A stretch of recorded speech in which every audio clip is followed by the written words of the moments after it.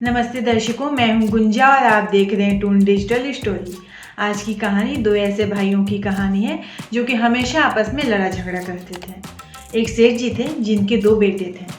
दोनों बच्चों के अच्छे भविष्य और अच्छी पढ़ाई के लिए वो शहर में आकर बस गए और गांव में सब कुछ अपना खेती बाड़ी घर द्वार महल सब कुछ छोड़ छाड़ के शहर आ गए थे। शहर में उन्होंने किराए पर मकान लिया और वहाँ अपने परिवार के साथ रहने लगे।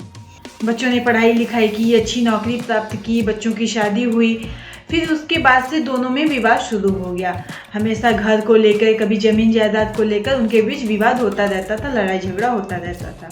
एक दिन की बात है, सेठ जी हॉल में बैठे हुए थे और वहीं उनके सामने दोनों बच्चे लड़ रहे थे।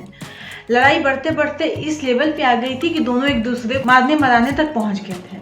ये सब कुछ सेठ जी देख रहे थे और देखते देखते अचानक से हंसने लगे।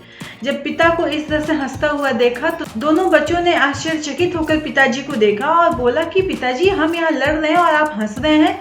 हम यहाँ एक दूसरे को मारने मराने पर उतर रहे हैं और आप इतना जोर जोर से हंस रहे हैं। सेठ जी ने कहा कि बात ही ऐसी है, तुम दोनों छोटी छोटी बात के लिए लड़ रहे हो और हमारे पास तो इतना अनमोल खजाना है जो कि हम छोड़ छाड़ के यहाँ शहर में आकर बैठे हैं।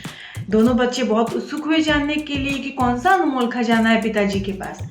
उनके पिता ने कहा कि जानना चाहते हो कि मेरे पास क्या है। दोनों बच्चे काफी उत्साहित थे। बोला कि जी पिताजी। बोला कि अच्छा ठीक है, कल सुबह हम चलते हैं हमारे गांव और वहाँ दिखाते हैं तुम्हें कि हमारे पास क्या है। दोनों बच्चों ने कहा कि ठीक है, कल चलते हैं। फिर सेठ जी ने कहा कि लेकिन सुनो, वहाँ जाने के मेरे कुछ शर्त हैं, अगर वो मानोगे तो ही मैं तुम्हें लेके जाऊंगा।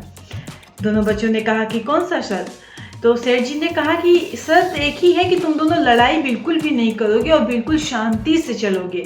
किसी भी प्रकार का कोई विवाद नहीं होगा तुम्हारे बीच, ना ही किसी प्रकार का कोई बहस करोगे। दोनों बच्चों ने बात मान ली। सुबह की बस थी, सेठ जी ने बस पकड़ी और दोनों बेटों के साथ रवाना हो। 8-10 घंटे का रास्ता था, लेकिन सेठ जी को 2 ही सीट मिला उस बस में।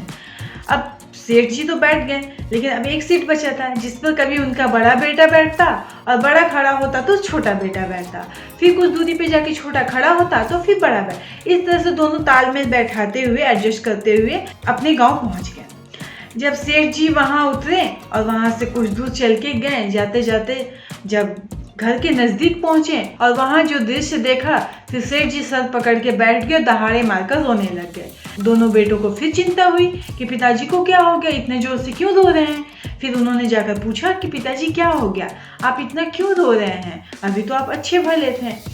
फिर उनके पिता ने बताया कि ये जो हवेली देख रहे हो, जो आज खंडहर बन चुकी थी, ये कभी मेरी हुआ करती थी और इसी हवेली के लिए मैंने अपने बड़े भाई साहब से लड़ाई कर ली थी। हमारे बीच बहुत बड़ा विवाद हो गया था। जिस तरह से तुम लोग कल एक दूसरे को मारने मराने पर उतर आए थे, ऐसा ही हम दोनों भाइयों के बीच भी कभी ऐसा हुआ था। हम दोनों के बीच भी इसी हवेली को लेकर विवाद इतना बढ़ गया था कि हम दोनों भी एक दूसरे को मारने पे उतारू हुए थे।